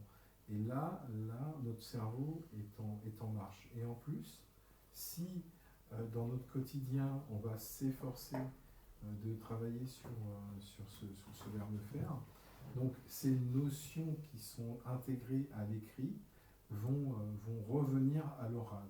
Parce que à l'écrit, il y a déjà des notions de stoppage. On se stoppe à l'écrit. Et on a le temps, mais il y a quand même cette notion de stoppage. On va les rechercher. On peut revenir aussi, voilà, une forme de répétition. C'est ça. Et on n'envoie pas notre courriel, un mot, notre email et courriel, tout de suite. On va attendre, on va prendre le temps de bien formuler la phrase. Et surtout, ce que je disais tout à l'heure, c'est le comportement avec les autres. Quand on va se retrouver avec une certaine population, on va utiliser certains mots qui vont être compréhensibles par la classe sociale avec laquelle nous sommes. Et puis si nous sommes avec d'autres individus, on va utiliser d'autres mots pour être bien compris. Et ça, pour moi, c'est génial. C'est le choix, c'est ce dont je parlais tout à l'heure, cette liberté d'être en fonction de ce qui est, et puis de nos interlocuteurs, de qui ils sont. Au-delà de la classe sociale, je parlais même de groupe anthropologique, parce que c'est plus de la sociologie, c'est de l'anthropologie, parce que il peut y avoir du socio-culturel, ce qu'on disait un petit peu avant, l'individu qui a l'euro à table comme étant la manifestation de c'était très bon, et d'autres qui vont dire c'est une insulte. Alors, on est dans plein de petits, dans tel ou tel pays, se croiser les bras, ou croiser les jambes, ou tout Vraiment un tas tout stopper comme ça C'est-à-dire que là, je n'ai pas dit d'aluminium. Et cela dit, oui, ce qui est intéressant aussi, on peut y revenir, dans notre cerveau, on a toujours une voix longue et une voix courte, pratiquement dans toutes les fonctions, c'est assez impressionnant d'ailleurs. Et par exemple là, l'oral, donc j'écoute ou je parle, donc en entrée ou en sortie, bien c'est une voix, on va dire, rapide, c'est l'air de Wernicke, c'est tout simple. Mais par contre, quand on écrit, ou quand on lit, donc en entrée lire et en sortie écrire, bien là on passe aussi par une aire visuelle, graphique, qui n'est pas utilisée autrement. Et c'est là qu'on a donc une voix plus longue. Mais ce qui est intéressant, c'est dans ce dont on a parlé un petit peu avant, cette problématique de créer l'équilibre, je disais un petit peu avant. On peut très bien être complètement affalé corporellement, bien intellectuellement, on est très attentif. C'est une catastrophe, mais c'est réel. Et bien là c'est pareil, on observe des gens qui vont parler d'une façon magnifique, puis quand on les voit, au contraire, quand on les voit écrire, c'est du terme grossier, par exemple, ou le contraire aussi, des gens qui écrivent très bien, et à l'oral, il y a des quoi, il y a des du coup, il y a des trucs, et à la limite même, on se dit, voilà, il y a plus d'habitants dans la machine. C'est-à-dire que l'attention est parfois pointue pour écrire. Attention, on revient un peu sur l'image. On va me lire, on va même me relire plusieurs fois. Beaucoup vont me lire, donc j'ai intérêt à... Alors que quand on parle, même en se sachant enregistré, on donne une conférence, on sait que c'est enregistré, mais on oublie, alors c'est... Il n'y a plus d'attention. Et l'intérêt, c'est de connecter les deux groupes de neurones pour arriver justement à permettre l'émergence d'un jeu qui va habiter les deux. Et donc qui va pouvoir être positivement, je vais prendre ce terme-là, habitants. Mais si on va plus loin dans ce que tu viens de dire, Nancy, on te remercie parce que tu as donné beaucoup de précision, il y a la notion de rôle. Et donc, tu parlais de conférences, des conférenciers. On va retrouver des conférenciers qui vont se trouver à différents endroits de France pour donner la même conférence. On va les écouter sur la plateforme YouTube, par exemple, et on va les écouter une fois, et on va les écouter à Amiens, on les écoutera à Clermont-Ferrand, et c'est exactement au mot près la même conférence. Donc on se dit, il parle bien celui-là, mais oh là là, il est attentif à lui-même celui-là. Et finalement, mais non, c'est juste parce qu'il est rentré dans un rôle, et c'est un perroquet qui répète sa conférence. Il n'est pas du tout dans l'instant présent. Il est dans une répétition de ce qu'il a déjà dit, de ce qui a déjà fonctionné. C'est le rôle. Ça me bien, ça mal, qui sait. Non, il n'y a ni bien ni mal. Il y a juste la conscience que là, j'habite un rôle ou pas. C'est pas bien ou mal. C'est est-ce que je suis conscient, est-ce que je suis présent, est-ce que je sais que là, par exemple, le Serge quand il parle, il est habitué. Il est habitué avec le Danfield à animer des tablés de philosophie, de neurophilosophie, de parler de la neuroconnectique, d'être là. Donc, je sais que je suis dans un rôle spécifique quand j'assiste Danfield, j'épaule Danfield pour donner un cours, je suis dans un rôle, j'ai l'habitude. Mais est-ce que ce rôle-là, je peux aller le transporter dans ma vie, dans un autre rôle, par exemple professionnel? Est-ce que ce même rôle, je peux l'obtenir professionnellement, dans ma vie de tous les jours? Est-ce que ce même rôle, je peux l'obtenir dans ma vie familiale, dans ma vie amicale? Est-ce que là, on parlait d'équilibre tout à l'heure, on parlait d'équilibre écrit-oral, on peut aussi parler d'équilibre à travers les rôles que nous jouons à chaque moment de notre vie. Voilà. Parce que tu dis, Serge, c'est en effet un apport important parce que, par exemple, on est entre neuroconnecticiens en train de travailler sur le stoppage. Donc on se stoppe. Mais après, on est dans la rue. Et dans la rue, eh bien, il y a un autre programme neuronal qui s'installe dans notre cerveau. Et là, si on n'a pas placé un petit peu d'effort, de conscience de soi, de rappel de mémoire, eh bien là, que se passe-t-il? Eh bien, ça y est, on est dans un autre programme. C'est toujours le même corps qui bouge, mais qui va, quelqu'un, comme je racontais l'anecdote de celui qui regarde son smartphone, qui me plaffe une grosse flaque d'eau, je m'en reçois jusqu'à l'avant-bras, et je lui indique que quand même, vous devriez être attentif un peu à où vous marchez. Je continue ma route, puis j'entends une grossièreté que je ne répéterai pas, je dis bon, laissons passer, mais justement, je me dis laissons passer, parce que je suis présent à moi-même. Et alors là, ça nous implique aussi dans certains mécanismes, au-delà du rôle qui se joue à travers nous. C'est aussi de se dire que dans moi, je cherche toujours des processus qui m'instruisent de ce que je peux mettre en œuvre. C'est-à-dire, ça m'arrive, par exemple, ce qui m'a traversé, je vous le livre, quelqu'un en moi s'est dit avec un demi-sourire très humoristique, j'aurais pu passer 3 minutes avant ou après, il n'y avait pas cet homme-là. J'aurais pu passer sur le trottoir, il n'y avait pas cet homme-là. Donc, quelqu'un en moi, je suis toujours sur cette idée que nous sommes comme des piles de Volta, donc c'est les travaux de Maxwell en ces fameuses équations qui se réveillent la nuit avec l'intuition, des équations. Maxwell qui travaille sur l'électromagnétisme en expliquant finalement, c'est la base de l'électromagnétisme. À l'époque, on pense qu'il y a l'électricité et le magnétisme. Puis lui, il va pouvoir montrer et démontrer même que ça peut se convertir. C'est mathématique, mais c'est surtout d'abord physique. Et là, pour moi, ce qui est évident, c'est que on est ensemble parce qu'on a des proximités. Il y a des gens qu'on repousse parce qu'on a des anti-proximités. C'est anti-A face à A en termes de logique mathématique. Mais ce qui devient extrêmement intéressant, c'est de comprendre qu'on se retrouve dans telle situation avec un personnage donné. Quand, par exemple, on parle de politique, quelqu'un me dit oui, tel personnage, que ce soit le maire, le député, qu'importe, oui, c'est un personnage insupportable. Il faudrait le tuer. Mais non, si on le tue, on va avoir un autre qui sera peut-être encore plus insupportable. Donc c'est pas le personnage qu'il faut tuer, c'est le processus qui amène ici, en ce moment, ce personnage. Et donc, pour moi, le personnage qui met son grand pied plouf, dans une flaque d'eau qui m'arrose jusqu'à l'avant-bras, c'est moi, d'une certaine manière, qui suis allé là, à ce moment-là, à cet endroit-là. Donc ce qui m'interpelle, c'est de me dire, qu'est-ce que...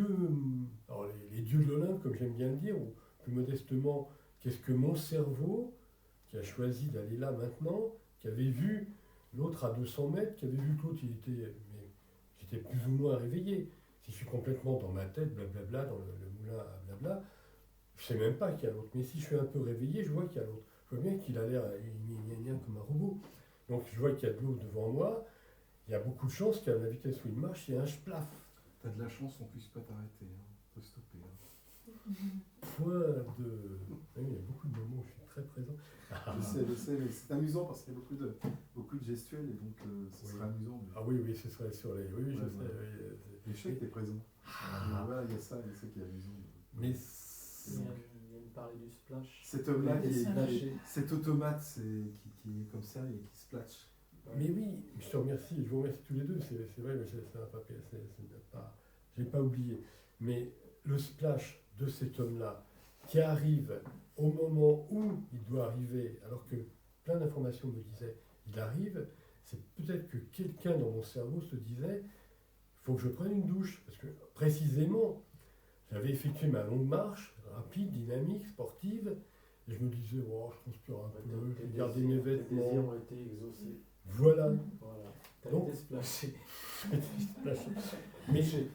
mais finalement, d'une certaine manière, toutes nos embûches, tous nos handicaps arrivent. C'est ça, j'ai remarqué, je rentre dans un domaine un peu lointain, mais qui mérite le stoppage. Ces moments dans la vie où on a des embûches. Et on s'aperçoit qu'elles ont lieu vraiment, c'est très impressionnant, à un moment précis. Pas 6 mois avant ou 3 ans plus tard. C'est comme si on était arrivé à être trop tranquille et qu'il y a un mécanisme en nous qui se dit, attends, on va essayer de te réveiller, toi. Bon, même si on passe sa vie à dormir, mais de temps en temps, on est là. Bon, moi, je propose qu'on passe au fromage. Alors, vas-y. Alors là, tu as le choix. Donc, un stoppage, mais c'est un stoppage. Un fromage. Comment dire. C'est un fromage. Vas-y, Carole, si tu te sens en première. Donc, il y a du Bresse bleu, il y a du Brillat Savarin et du Chaos. J'ai le couteau devant toi. Alors, Brillat Savarin et Chaos, je sais que Stéphane et Serge en sont grands amateurs. Il y a aussi du petit basque, pour qui aime bien les fromages basques. Il y a aussi du Carmarol, voilà. Et du comté, enfin. Donc, c'est fort. alors, oui, tu as le droit à un peu de vin pour calmer la puissance. Du Carmarol. C'est du karma roll. Carmarol, oui. C'est pas maroilles, on dit pas On maroilles. parlait des C'est rôles. maroilles. Il me semble, oui. On parlait des rôles, et là on a le maroilles. Donc, sous pas plus. Ça va. Alors, Aurélie, pas du tout. Pas, Serge a dit pas. Donc, voilà. Et parce qu'il faut profiter quand même. Un Pomerol de 2004 en 2024. Il est super. On sent qu'il y a... Il est très bon, c'est vraiment. Bon, pour le fromage, un peu de vin. Dans ma Le Carmarol sans. Maroilles. Carmarol. Je ne referme pas. Non, d'autres vont l'ouvrir, rassure-toi, parce que... Petit Carmarol, tu veux Carmarol. Alors, donne le couteau. Alors non, c'est Carole qui l'a. Celui-ci. Oui. Voilà, couteau à fromage. Couteau à fromage qui permet de piquer à l'envers après. Il y a des dents. Il a des dents, voilà, exactement. Nécessaire. C'est amusant d'ailleurs, les jeux de mots, j'entends le Danfi, merci à toi, c'est nécessaire. Alors, quand on parle du fromage qui sent et qu'on envoie le nez dedans, nécessaire, c'est quand même intéressant de découvrir. Alors, non pas souvent, celui-ci. souvent Serge a dit. Il n'est pas nécessaire. Tu veux pas celui-ci? Je veux le. Je souhaiterais. Non, je souhaiterais. Non. Le chaours. Le petit Non, basque. Le basque. Le bleu Bresse, Non. le Celui- dernier. Alors ça devient dur là, si tu dis non à tous. Aucun d'eux. L'Istara, parce que moi, Alors, je suis basque d'adoption. celui que tu viens de donner à Aurélie et Stéphane, c'est C'est un Bria Savarin. Bria Savarin. Alors Bria Savarin, qui était ce personnage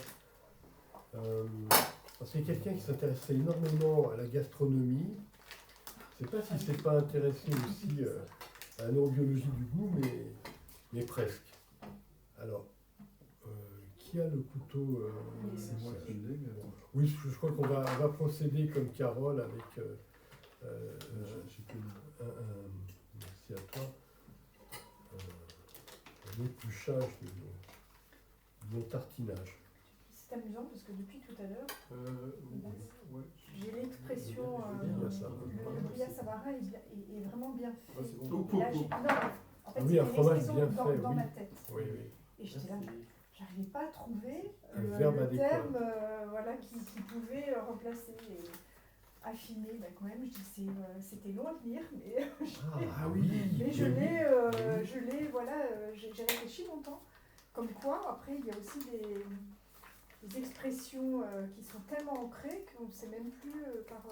Alors, ça me rappelle une anecdote que je vais donner en vidéo, qui est en rapport avec ce que tu viens de dire, Carole. La semaine dernière, ou il y a une semaine, la semaine dernière, c'est moi. La semaine dernière, je me rends ici chez Danfield, donc dans le petit salon jaune, et je suis dans la rue qui mène au petit salon jaune, et donc je ne me souviens plus du code d'entrée de la porte. Et je me dis, C'est moi, non, ça. et je me dis en moi-même, je ne sais plus quel est le code d'entrée de la porte, et j'ai les mains pleines, hein, parce que bien sûr, je vais devoir m'arrêter devant la porte, chercher, prendre mon téléphone, aller dans les notes pour récupérer le code d'entrée de chez Danfield. Et là, j'abandonne, j'ai un stoppage.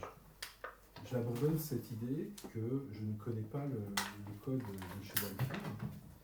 Et quelques secondes plus tard, le code me revient en tête. Je dis, ah tiens, c'est ça, c'est vrai. Donc ça, c'est aussi, là je vous donne un autre exemple, mais là l'exemple de Carole sur l'affiné, c'est pareil. Donc à un moment, elle a abandonné peut-être une seconde, 2 secondes, et le mot lui est parvenu en tête. Donc c'est aussi ça, les stoppages, ce que ça va nous apporter. Certains vont dire que c'est l'expression, je ne me souviens plus exactement, mais il y a une expression, c'est laisser, je ne sais plus, il y a une expression habituelle, c'est abandonne, mais c'est pas abandonne, c'est une autre. Lâcher prise. Lâcher prise, ouais, merci beaucoup. Il y a cette expression de lâcher prise. Et finalement, le lâcher prise n'est autre qu'un stoppage. Alors, un stoppage, c'est vraiment un arrêt. Ça s'arrête et ça repart. Ça s'arrête et ça repart. Et quand on est sur des stoppages où on va travailler intellectuellement ce qui se dit en nous et ce qui se prononce en nous, on est sur des micros-arrêts. On est sur des présences à micro. Donc c'est très très rapide. Voilà ce que je voulais ajouter.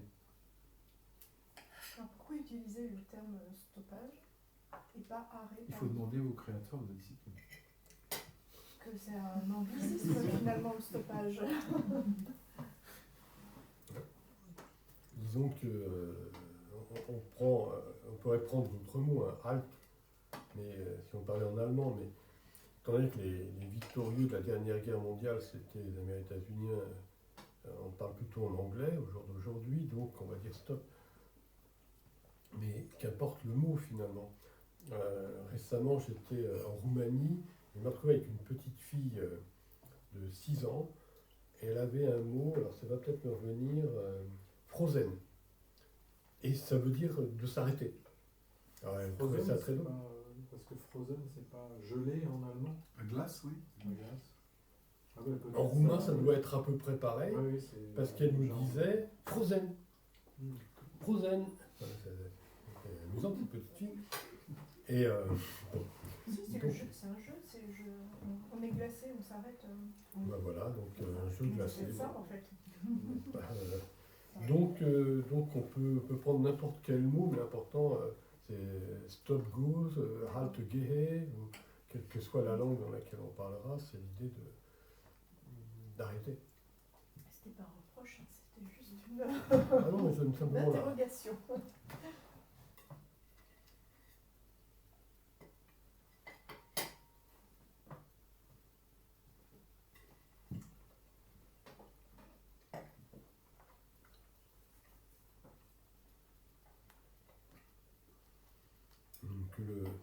Que nos auditeurs vont se dire, mais les voilà tous en situation méditative, sous le bord de rire, bah oui, il y a de quoi.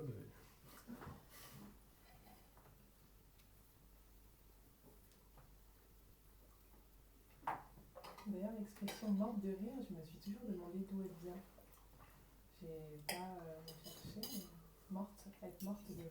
Je pense que réellement, il y a des gens qui sont morts en riant. C'est-à-dire, c'était le cœur qu'on peut plus, ils sont à l'arrêt cardiaque, c'est fini. Ok, donc ça vient peut-être.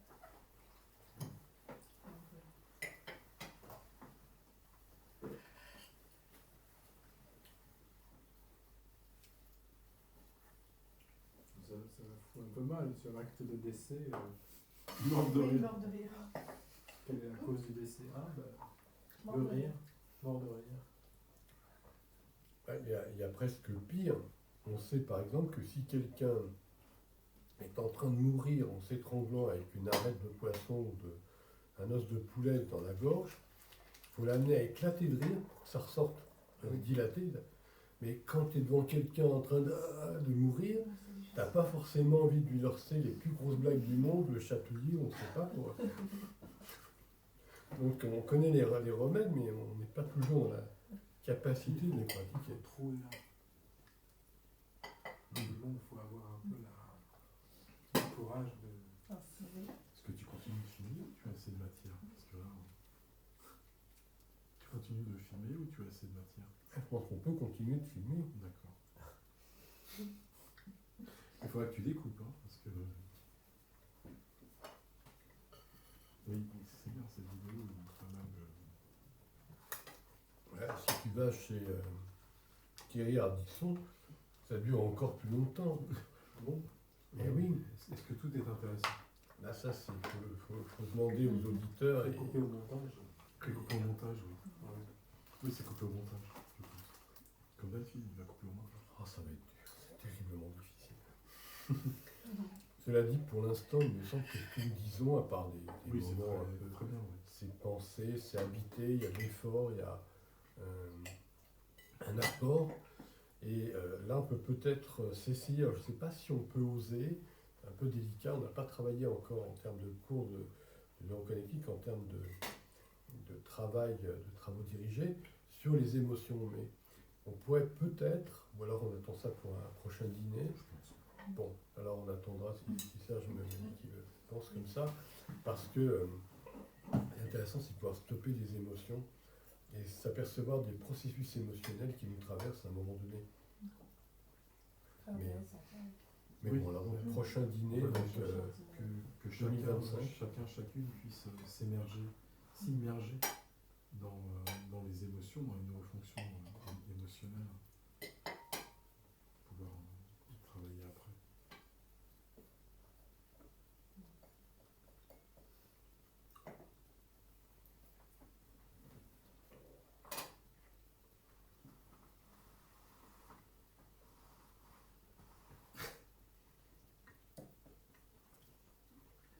comme on est.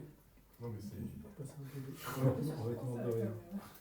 Mais oui, moi aussi, je pense à la caméra, je me dis, bon, on pourrait clore le dossier pour ce soir. Oui, oui. Ce serait bien. Pensez tous à clore le dossier. Oui. Bon, là, moi j'étais prêt à aller plus loin sur ton des expériences intellectuelles de type. Non, si, il faut comprendre. Mais à ce moment-là, tu vas découper le dossier. Ah oui. Non, ce sera tellement long. Ah bah oui, il faut découper là, tu te rends compte? Bon, bah alors, C'est impossible, il faut que tu découpes. juste aimer parler, mais après on va le couper, juste aimer que l'on travailla plus exactement sur notre capacité à prêter attention dans un stoppage, justement, prêter attention aux mots qui se disent, mais pas aux mots faire, truc ou autre, mais aux mots en tant que groupe de mots. Oui. Comment s'agence une phrase avec tel mot ici et tel mot là, plutôt que tel mot là et tel mot Bien ici. sûr. Comment ce choix des mots automatique amène à telle ou telle compréhension de l'autre, ou pas, ou mécompréhension, et comment si consciemment, décisionnellement, on modifie les mots de telle ou telle façon, on peut amener des gens à nous comprendre même avec des mots apparemment abscons, avec une réflexion apparemment soutenue, profonde. Mais bon, ce sera pour une prochaine fois, donc je t'invite, Carole, à clore